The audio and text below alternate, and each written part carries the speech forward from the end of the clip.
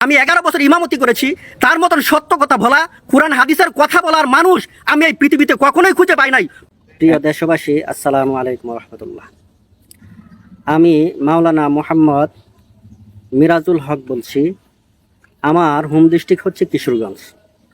আমি পড়াশোনা করেছি তামিরুল মিল্লাত কামিল মাদ্রাসা থেকে।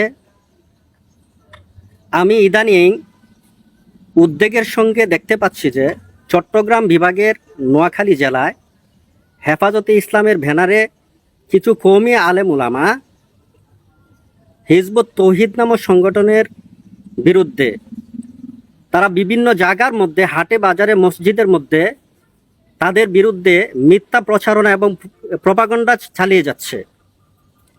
আমি নোয়াখালীবাসীকে অনুরোধ করব এবং প্রিয় দেশবাসীকে অনুরোধ করব, আপনারা তাদের এই মিথ্যা প্রচারণায় কর্ণপাত করবেন না।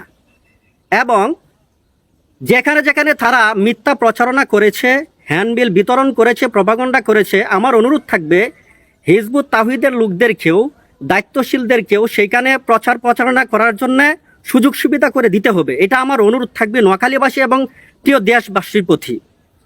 এবং আমি আরেকটা বিষয় হচ্ছে যে হিজবুত তাওহীদের মাননীয় ইমাম জনাব মোহাম্মদ সেলিম হোসেন সাহেবকে আমি ব্যক্তিগতভাবে চিনি এবং তার আমল আকিদা ব্যক্তিগতভাবে আমি খুব ভালোভাবে চিনি। তার বই পুস্তক পড়েছি, খুব কাছে থেকে দেখেছি, তার সমাবেশে গিয়েছি, তার ইউটিউবে আলোচনা শুনি।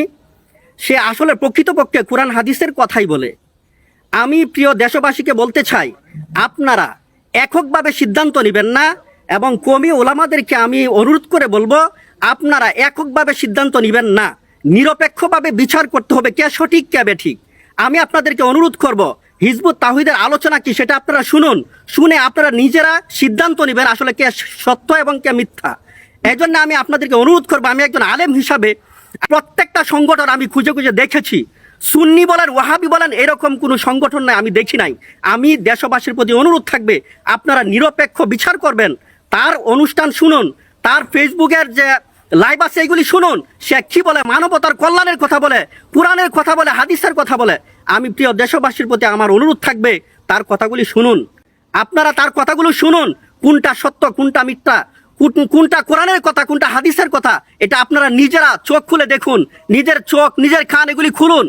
আপনাকে আমাকে আল্লাহ পাক একটা দেমাগ দিয়েছে, সেটা দেখে আপনারা বিচার বিবেচনা করুন, শুনে বিচার বিবেচনা করুন, তাদের বইগুলি পড়ুন। আমি ব্যক্তিগতভাবে জনাব মোহাম্মদ সেলিম সাহেবকে চিনি এবং জানি, সে একজন জেনারেল শিক্ষিত ব্যক্তি হয়েও সে যেভাবে বিনিময় ছাড়া, ধর্মীয় বিনিময় ছাড়া সে যেভাবে মানুষের কাছে ধর্মের কথা বলে যাচ্ছে, এইভাবে আমাদের আলেমদের উচিত ছিল যেই কথাগুলি মানুষের সমাজে বলা দরকার ছিল সেটা আমরা পারতেছি না। আমরা ধর্মীয় বিনিময় গ্রহণ করে, জাহান্নামের আগুন বক্ষণ করে আমরা কি করতেছি, আমরা ধর্ম প্রচার করতেছি আর তাকে আমরা মিথ্যা প্রমাণিত করতেছি। আমি কওমি এবং আলিয়া এবং আহলে হাদিস যত মাদ্রাসা আছে প্রত্যেকটা ছাত্রছাত্রী এবং উস্তাদদেরকে বলবো, আপনারা নিরপেক্ষ থাকেন, নিরপেক্ষ বিচার বিবেচনা করেন, বিচার বিবেচনা করে তাকে সাপোর্ট করেন, যেন আল্লাহর দুনিয়াতে আমরা যে খলিফা হিসাবে প্রেরিত হয়েছি আমরা যেন সেই খেলাফতের দায়িত্ব পালন করতে পারি। আমার বক্তব্য এখানে শেষ করছি। আসসালামু আলাইকুম ওয়া রাহমাতুল্লাহি ওয়া বারাকাতুহু।